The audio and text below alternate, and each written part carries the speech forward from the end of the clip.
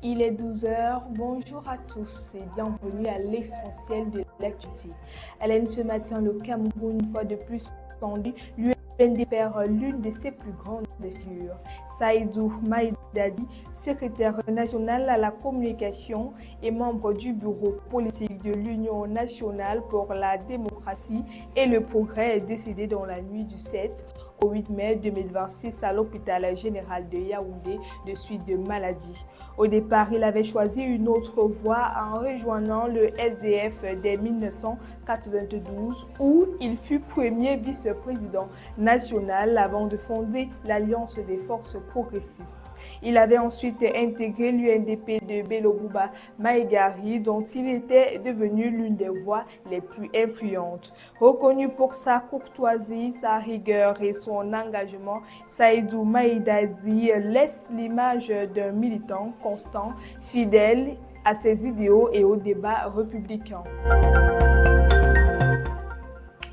Cameroun, expertise et maintien de la paix.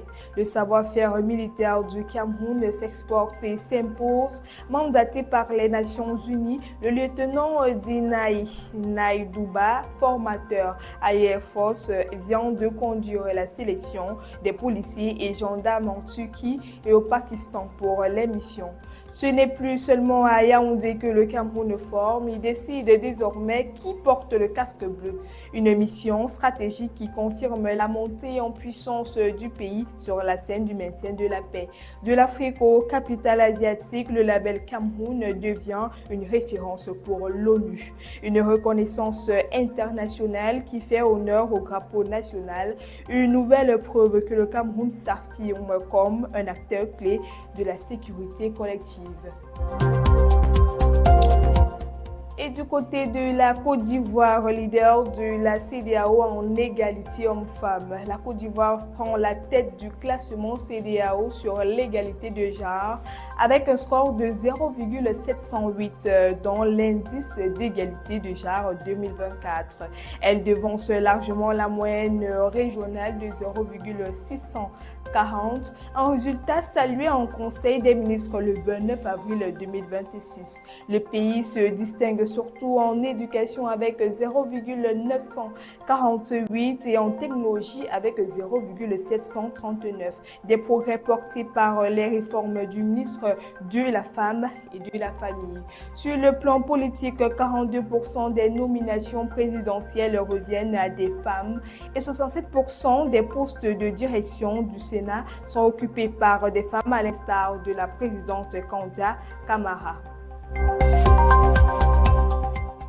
On achève en religion, un an déjà pour le pape Léon XIV.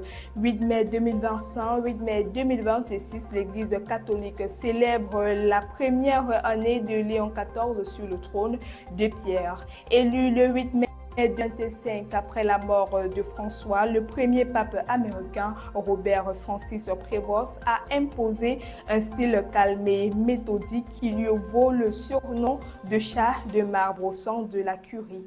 12 mois d'activité intense entre audiences, réformes de la curie, consistoire et 2 grands voyages au Moyen-Orient et en Afrique. Après des débuts prudents, le ton s'est durci en avril 2026. Pour marquer l'anniversaire, le pape a choisi un pèlerinage à Notre-Dame du Rosaire de Pompéi, un geste spirituel pour confier à la Vierge Marie cette première année placée sous le signe de la paix et du dialogue. C'est ainsi que s'achève cette édition d'information. Merci pour votre fidélité.